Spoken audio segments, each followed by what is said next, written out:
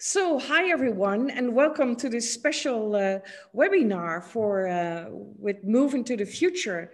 And especially we're preparing the launch of the Wize Move Society, the online community for the 50 plus generation.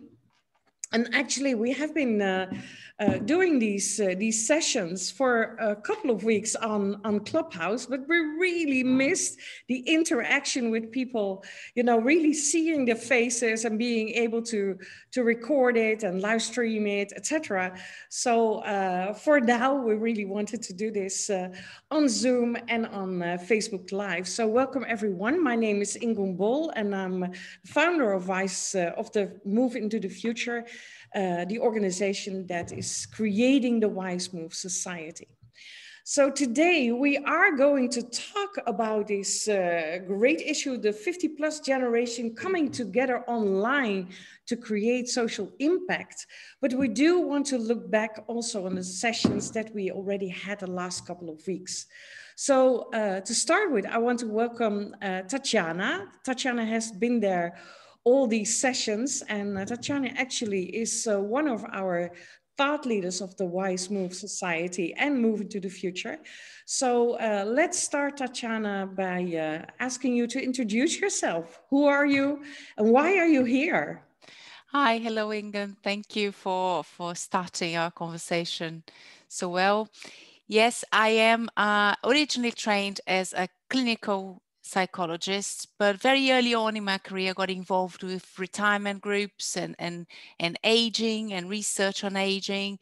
And over the years working with people at work, my interest led me to do a PhD on the subject. And since then, I haven't stopped studying and working to improve the lives of people over the age of 50.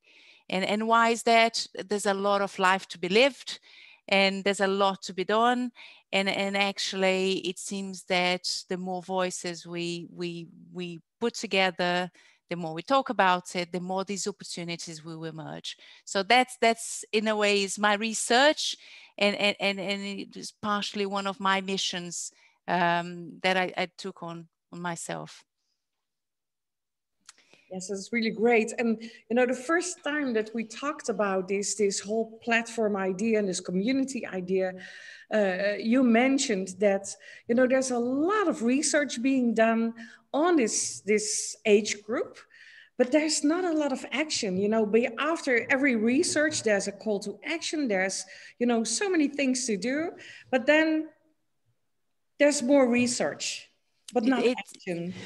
It's true, Ingun, and I think that over these weeks, while we've been talking on Clubhouse, and now it's wonderful, we're recording and we're sharing that, and people will be able to watch many times. It's I've been touching on that. There's a lot of research, and we research, we identify the issues, we raise the issues, we identify some possible solutions, but unless we start bridging that gap and engaging this conversation, researchers, practitioners, people out there, everyone, society, we're actually not going to have anything changing. So I think that's very pertinent for the topic of our conversation today.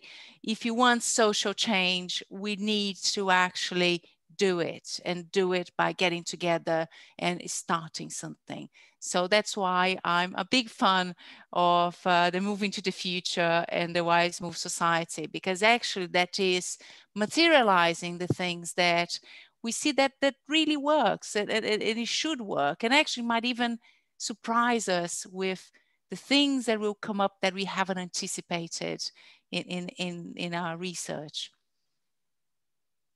Yes, I'm really looking forward to see what will happen, you know, after next Saturday that we do our launch of the Wize Move Society. But before we start, and we're actually waiting for one of our other speakers who has some technical issues, but Patty, you joined us today, and from the start that we have been sharing more information about the Wize Move Society. You joined us, and you were constantly like, you know, I really want to be involved, and you're joining right now. So let's just shortly hear who you are, where you're from, and why you think this is such an interesting project. My name is Patty, and I am calling from Richmond, Virginia, in the United States on the East Coast here. And I have been very active with a lot of women's groups and different things like that. And I really think we have lost our wise women, our wise men. We need to be able to talk with all generations and everything. So I think it's very important. I have the time now. I do work full time. I am a social worker, and but I have raised my children and everything, and it's really time. I really want to give back more, and I still want to stay active, and I just think this is a fabulous idea, because we are the wise women and the wise men, and we need to share our thoughts and learn from other people too. Yes, thank you, Patty, and really welcome. If you see some things happening on my thingies, he's just, it's my puppy. He's just too anxious to join us, and this is his playtime, so I'm trying to keep him calm. But anyhow, Tatiana, Patty is actually saying something that we addressed already in our first session. That was about really need to tap into that knowledge, that wisdom, that experience of that older generation. And if you look at society right now, it is more like this age group is being treated as, you know, on their way out, as really being part of the future. So let's go a little bit back to what we've been sharing in that first session. Yes, it's one of these things that we don't realize that the world moved on. Not only we are on Zoom in 3 different locations around the globe, actually population moved on as well. We now have a working, and I know I'm generalizing, but let's say roughly 1/3 of people at work today are over the age of 50. So it's a huge chunk of the working population. Doesn't mean that when you are at this stage of life, you want to do the same things you're doing when you're 30, because again, you learn things, you can see certain things work for you, don't work for you. Actually, maybe you're tired of what you're doing before. You want to just to find something new. Or you might have been challenged with redundancy, loss of jobs, and then again, you have to find something else. But regardless, there's still a big chunk of time you can be active, you can contribute, and you should contribute, because there's something about being active that keep us alive, keep us buzzing, and so on.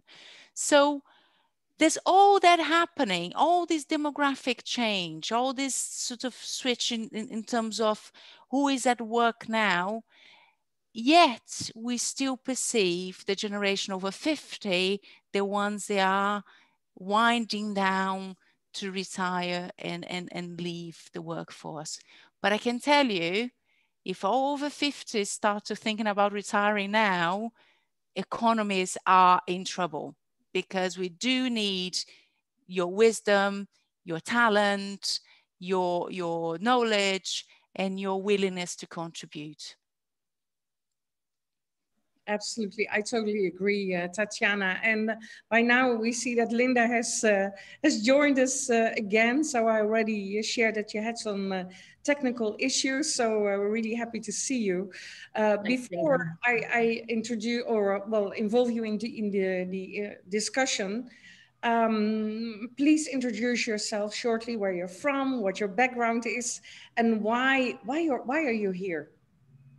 Okay, so thank you, Ingun. My name is Lynda Smith. I'm from South Africa, and been interested in the topic of longevity and technology for the over 50 generation for the last 15 years, from when I was 50. I'm close to 65 now. And it's just been the most fabulous journey, and I get more energized daily by the possibilities, if you are open to be curious and want to learn, versus those who I see closing down. But I agree completely. There is so much wisdom and experience in this generation, and living in a global world, we can share and participate together wherever we are. Absolutely, yeah. One of the things that we addressed in the second session that we did over the past couple of weeks was the issue about ageism, because we can share a lot about, you know, there is this knowledge, this wisdom, that experience, and we need to tap into it, and we need to use it and bring it at the table and use it to create new opportunities. But we are seeing these things in society. Well, I already mentioned we're more treated, and also in corporate world, like this is the group that is on their way out, already starting at 50 instead of being part of the future. So ageism, being discriminated on age, was one of the important topics that we discussed the last couple of weeks. Tatiana, would you like to... Yes, this is something interesting. Ageism is one of the kind of prejudice that remains unchallenged.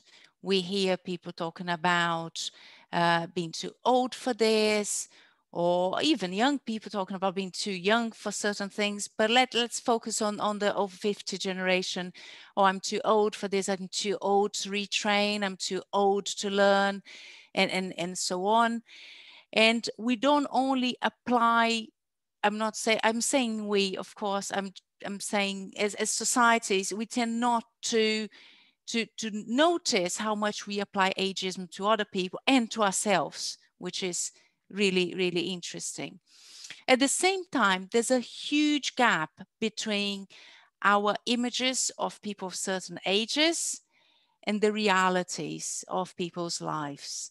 There's more diversity within over 50s population in terms of where people are in the terms of health status, interests, and so on, than you see across the younger age group.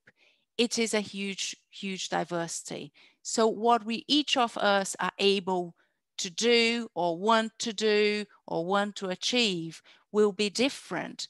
Yet we tend to approach as a block.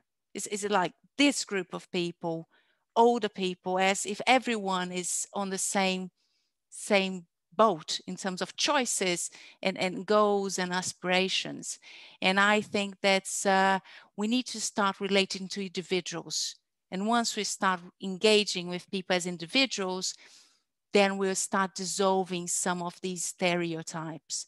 And I think we all have the responsibility to start talking about these stereotypes and to start helping people to say how much, even if they're applying the stereotypes to themselves, how damaging it can be.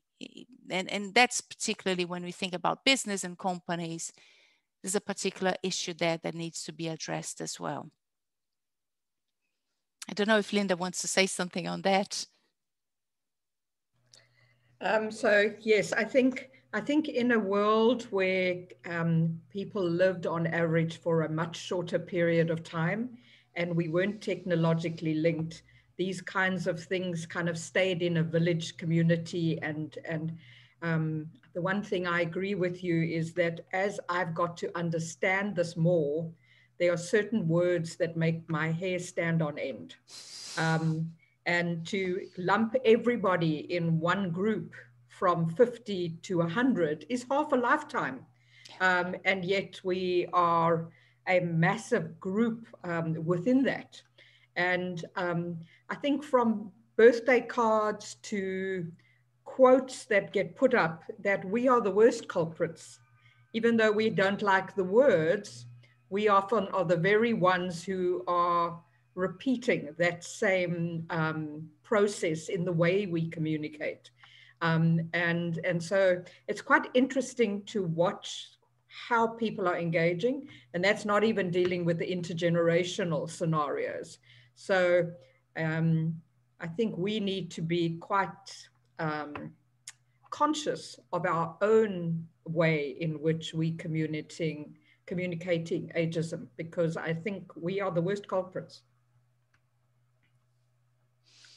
It's true. we do allow that to go on. Ingun. Well, you know, I also think that we should not be talking too much about it. We should just show that we're still part of, you know, of the future, that we are here and contributing, and that we don't have to use, you know, the older generation or whatever. That this is, you know, that we are here, and we play an important role, a significant role in creating that future, in creating an economy, in creating new businesses, in education. So it is not anymore a question of so what is happening, and do we talk about younger and older and things like that. It is about doing things together and really making change happen. It's true. I agree. I think that is the important take to have. We can spend a lot of time talking about all the problems of the world, but actually there's something about making it happen. So getting voices heard, not in the sense of being only an activist. It's important to be an activist, but I think people need to see everyone. So if you only meet people of your own age, you only see them. The others become the others, becomes the outside, this the ones you don't understand, you don't get it. The more you engage and mix and exchange, then you start seeing people less as this lumpy, as 50 to 100, and you see more as different individuals. There's Lynda, there's Patty, there's Ingun, there's Tatiana, and we've all our qualities and our sort of bad habits, but there you are. That's being human for you. So that's an important thing. Yeah, and also, you know, the thing that I always love to hear, you know, creation, innovation, you know, things like that. Then you are in this moving mode, you know, that something is happening about it. And that brings us also to the next topic that we have discussed the last couple of weeks. That was, does this generation has to reinvent themselves and find their purpose? That was also a very interesting question. Oh, I really enjoyed that conversation. And I know Lynda was there with us. And we had a great time talking about curiosity, playfulness, and all sorts of different ways to find that purpose. And for me, one thing is very interesting. Not what serves us in one stage of life doesn't serve in a different stage of life necessarily. And I can see that when I was single and didn't have children, my life setup was great, but as soon as my family arrived, I had to change that. And as my family grows and start leaving the house, again, I have to carry on adjusting. And it's the same with my work. Is my energy levels, it's what I'm prepared to do, is my patience with people or not. And I think that it's intrinsically linked with the idea of purpose. You need to know yourself. You need to, you know, to have a view of how things land with you. Is it okay for you to do certain things? Is it not? Do you like it? Can you see yourself contributing? Do you need to learn something? And I think that search never ends, because we're like a river. We're always different. We're always changing. And because of that, we have to revisit that purpose constantly to be able to find just the next thing that we are into. And I think at this stage of life, more than ever, because there's a lot to come when we find that next big thing. Mm-hmm. And maybe also we need to that flexibility, you know, Lynda shares a lot about that book, you know, the 100-Year Life. You know, we probably need to refine ourselves every 7 years. And, you know, when we talk about the younger generation, you know, they will probably grow into, you know, into their 100-year life. But for us, it's already in our 90s. So if you talk about the younger generation, that they will probably have to reinvent themselves every 7 years, because the whole world changes, you know, the whole the workspace changes, you know, everything with will happen with IT, and it will be massive. It will be exponential change. So people need to reinvent themselves. They need to start learning again. But if you're 50, you're still looking at, I think, 3 or 4 times maybe that you need to reinvent yourself. While if you are in a situation that you are 50 and have been working for the same employer, for instance, for the last 30 or 25 or 30 years, have lived in the same community for the last so many years, then redefining yourself and finding that purpose and that passion, that's not always easy. Lynda, do you want to comment on that? I'm just smiling to myself because I had a conversation this morning that almost is identical to the words that you have just said. And I quoted the multi-stage life as well.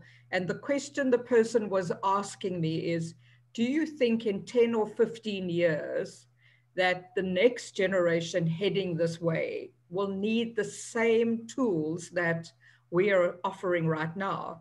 And I said, I'm not sure they will, because they will have a much more integrated life and have grown up more with the technology and the pace of change, versus our generation who has had a much slower pace of change.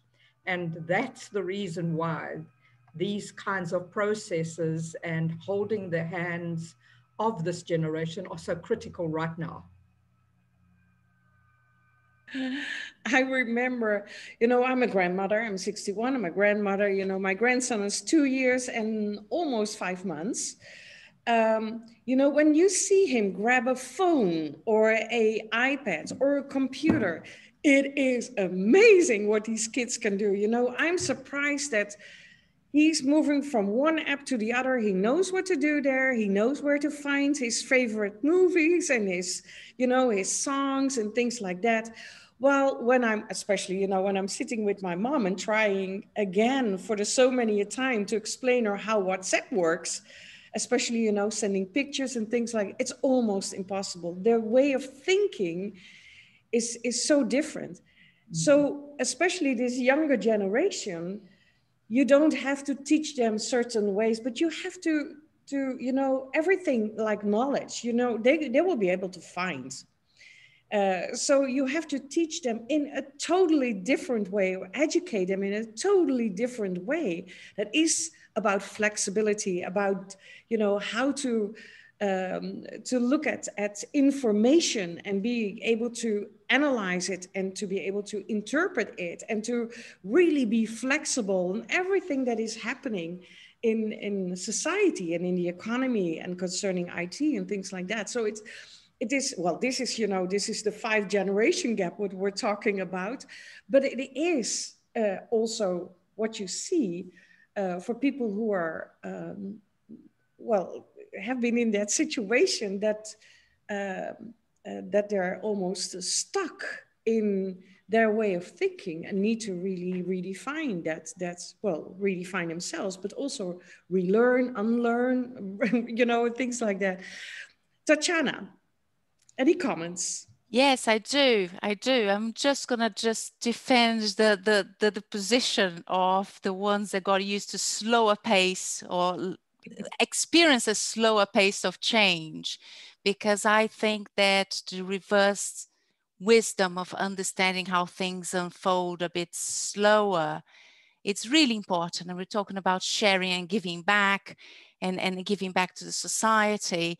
There's something about helping the younger generation to slow down and acquire better quality of thinking.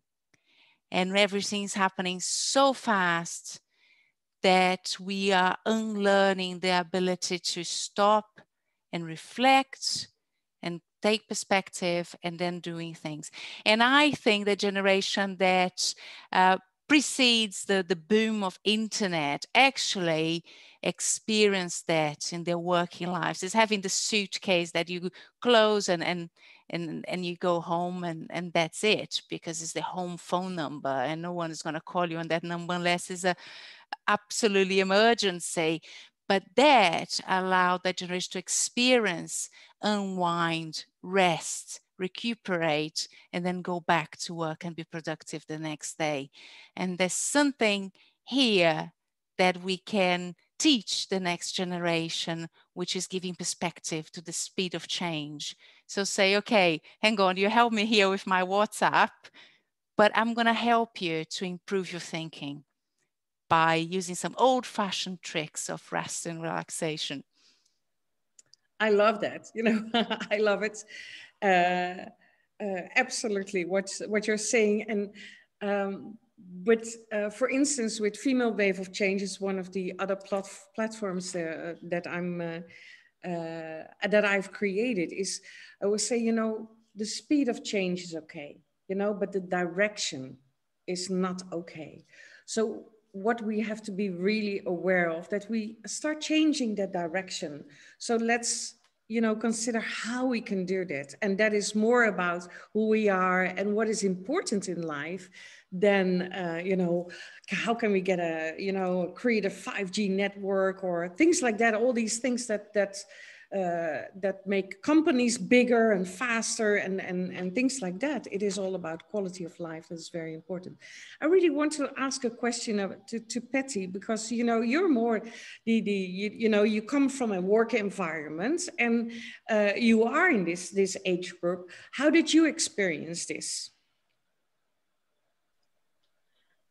Well, I think, you know, I am still working. I have been working as a social worker. So I am totally agreeing with both that we can do the fast pace. I have all my sons are tech savvy. Mm-hmm. You know, they teach me all this stuff and everything, but I have to also slow them down too. It's like, okay, if we're going out to eat, whoever has their phone pulled out, that's who gets to pay the bill, you know? So if they want mama to pay the bill, they better, I want them to teach to interact with other when people are coming in there. The biggest thing I'm seeing, and I think especially with this virus and stuff like that, like Tatiana was saying, you know, people are so discoordinated and they're not slowing down. They're so in fast track that they forget about empathy. They forget about, you know, there's another person there. That's not just somebody on this.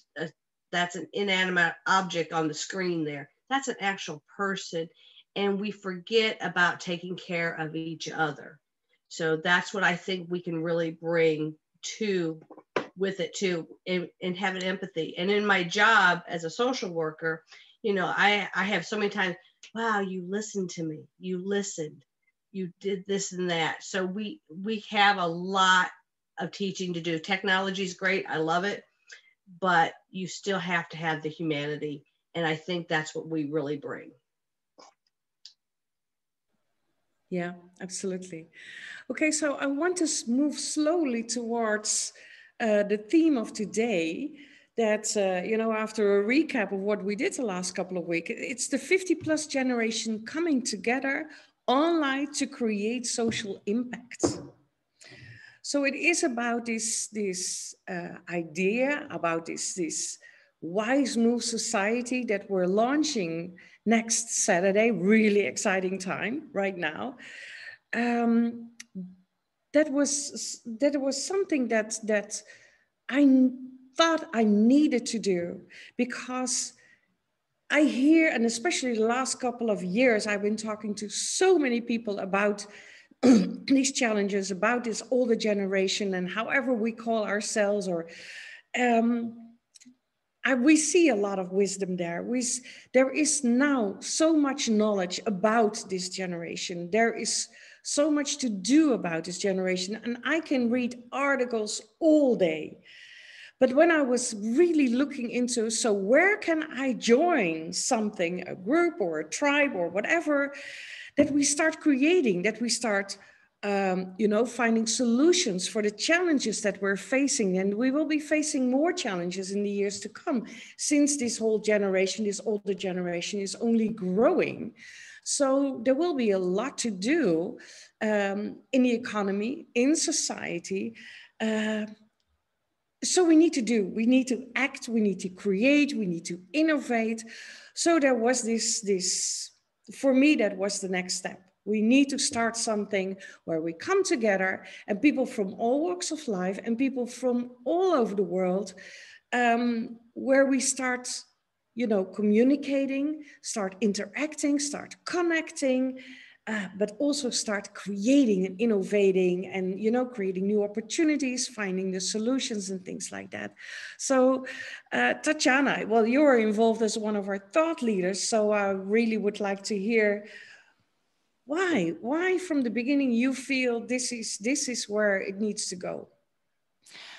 It's interesting. I think that the business of life, in a way, isolate ourselves. If we're very engrossed in our work, in our routine, our day-to-day running of our homes, we over time lose some of our wider network. And I think the virtual world, the online world offer a huge amount of possibilities. But these possibilities are scattered. They are all out there, uncoordinated, unfiltered, and the amount of effort to put that together is usually not worth the trouble. So I think having a way to come together with people, they are like-minded, they are with the same purpose or a similar purpose in the sense of contributing back, whatever way different that we all are. It's a way to start, feeding that idea that we still have it. I think there's a power in the collectiveness. There's a power in the sense that we belong to a bigger group than just ourselves and our immediate family. And sometimes, because we humans, as like Patty say, we need the other person out there. We build who we are by relating to others. It's so important that we can have that community, that we go in, that we have conversations, that we can mature our ideas and contribute to other people's ideas as well, and then become a bit more effective in what we do. There's power in numbers as well that we can't deny, but not if they are all scattered around all the billions of web pages that are there on Google. Yeah, thank you. Lynda, well, we know each other now for, I think, almost 2 years or something like that. And we started talking on I don't even know where it came from. Oh, yes, we visited South Africa with Female Wave of Change. And you're from South Africa. So, we connected and then we couldn't meet. But since then, actually, we really have been talking a lot. And we're really aligned on the way that we think about, about entrepreneurship, because that is more part of the future than waiting to see what will happen, expecting solutions from governments or from the corporate world. We really feel that connection on, we have to get more people on their feet to, to take responsibility and to take ownership and, well, become those entrepreneurs, maybe start your first business after your retirement age or, even older. So love to hear your ideas. I think for me, what I see in what will happen with the Wize Society is it's a wonderful way for an older generation to get to know more about different cultures and diversity, and to be in real conversations with people from around the world that they may not have had the opportunity to speak. And I think there is such a richness of who we are as humans that can come. And I think that will be a beautiful richness that you will discover will come out of the society. All the other things like starting businesses and innovation will be there. But I am hoping that that's what we can do. Because I have to say, in the last 15 years, as I've really tried to understand this topic from the tip of Africa, it has been my international network that's helped me to really filter and align what I've put forward.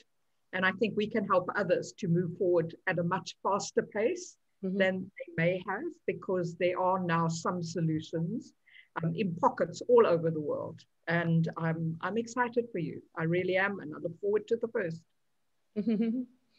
Well, I'm not just excited for me, but I'm excited for all these people that will come on board and will really experience the buzz and everything that will be going on. And we still have to finalize, but I know that you will be involved in any way with this, because your experience and your wisdom and your knowledge need to be shared on the platform as well. So that will really be great to see. And, you know, for the past couple of years, we have constantly mentioned, well, there will be this thing that we start doing this together. So this is a great opportunity.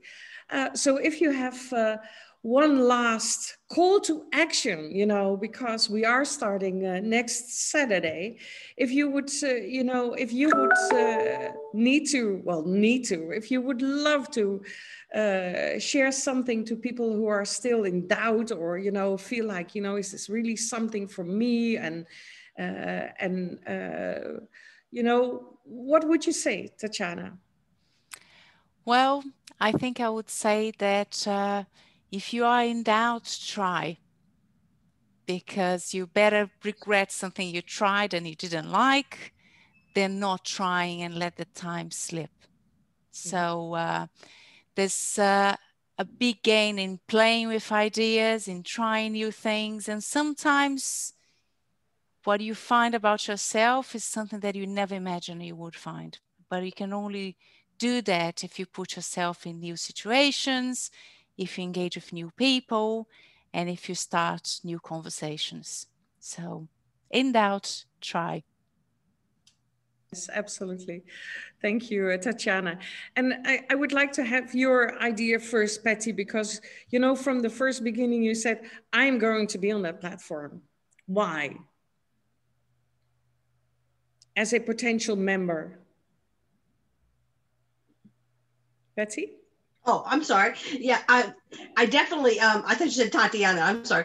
The reason I really want to be on that platform is because of something you said very early. You said, and this is my philosophy that I have used in all my women's group, is you come with curiosity, not judgment. We learn so much with curiosity. If you meet somebody and you think, oh my gosh, I have nothing in common with them. But when you start talking to them and you get curious about why they believe what they believe, instead of shutting them off right at the very beginning because they don't believe the same way you do, you can miss out on so much and so much potential. So when I first heard you talk about curiosity and everything, I was like, okay, this is the group for me, because we can learn. I don't care what age you are, you could always learn and grow. And I also think back in, you know, in America here, they used to have, the Native Americans had the Wise Women Council, because they would have the structure, but they would not do anything, go to war or do anything without talking to the wise women. And that's what we have missed out on, and wise men too. When we sit and we talk with curiosity, not judging, and being able to really, and empathy. You know, you talk a lot about that, Ingun, in your stuff. You have empathy, you have curiosity. I think that is so important. And it is so important for us now to make this move, because the world is changing. And it's so important to have the wise men and women and really talking with those two goals in mind. Mm-hmm. Mm-hmm. I'm really happy, Patty, that you mentioned the men and the women. You know, what I see so far, and also, you know, with the group of thought leaders and the trainers and coaches that we attract, maybe also because I'm involved with women empowerment for such a long time, I really strongly believe that we need those men there as well. They are um, often in very challenging situations at this age group. But for now, we see more women, you know, to ask for support, to ask for help, to really start finding their tribe and really being open and being curious. And maybe for men, that is, you know, especially if you come from that situation that you have already done for so many years, done the same things, that this is really a moment that opening up to, that is already such a big step. But you know, we really need those men there as well, because this is something that we have to do together. So men, absolutely, you're invited to join us, and really looking forward to see you there. So Lynda, your ideas, last, so you I love to say that one of my futurist friends talks about we as a generation are the first generation moving into this longer life. And in the past, we've always looked in the rearview mirror as to how our parents and grandparents did each phase of life. And you have to imagine that you're on a 90-degree bend and you can't see the road. So we are pioneering a new future. And when you do it and are open-minded, curious, and find a space where you can learn and share, it opens up your mind to reimagine what the future might look like for you. And that for me is so exciting. I think that, and it also is a place of belonging. I know in the work that I've been doing in South Africa, a lot of people, when we get to the end of a workshop, they say, I was struggling to find a place where I belong. And I feel like I found a place. So that for me is between the curiosity and the belonging. I think there is a need for most of us in this age group to show up. Mm-hmm. Okay. Well, thank you all, ladies. For now, it's, you know, it is the last things that we are going to do before we can move into the launch on May 1st. And I cannot wait to see what will happen after this and see all these people coming in. That will be really exciting. There are still some issues that we do have to solve. So, but that will be happening before Saturday. So that is no problem. But, you know, thank you again for, you know, your wisdom, your knowledge, your experience. And it doesn't stop here, because one of the intentions of moving to the future is to really also change the mindset of society about this older generation. So it's not only the intention of working with this generation, but it's also to change the mindset about this generation. So we will also still do a lot of events and webinars. And I really love what we have been doing so far, that weekly moment that we have been talking about this generation. And, you know, this was really moving into the launch, but I really would love to keep this going and discuss more about what is going on in society and the economy and the challenges that we're facing. So we will schedule more, we'll invite more speakers. That is also very interesting. And well, for now, we are really looking forward to see most of you, to see a lot of you on May 1st. We have a great number of speakers. Will be really exciting on that launch party on May 1st. And most of all, what is even more important, after that, at the online platform, Wize Move Society, and see you there as a member and really being active on creating the future. So thank you for now. And well, love to see you soon. Bye-bye. Thank you.